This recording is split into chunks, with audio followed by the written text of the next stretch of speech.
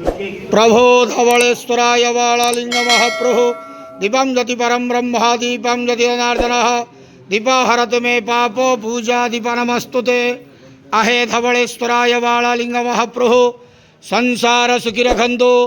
आज श्रावण मासर शुभ बुधवार समस्त श्रद्धालु भक्त मानक आश्रीपद करंतु, मनस्कामना पूर्ण करंतु, कर्मक्षेत्रोन्नति करंतु, ग्रहष्ट खंडन करंतु, जगतर मंगल करंतु, विश्वर कल्याण करंतु, आपणकर नाम विख्यात करंतु, सेवकर डाक श्रवण करंतु, समस्त गुआवसा भक्त मानकर मनस्कामना पूर्ण करंतु, समस्त श्रावणी पूजा भक्त मानकर मनस्कामना पूर्ण करंतु। जो जो भक्त माने आपणक पाखरे मानसिक रखिछंती तांका मानसिक पूर्ण करंतु। बाबा धवलेश्वराय बालालिंगाय नमो नमः। संसार सुखी रखंतु, आनंद गवार हरि बोलो।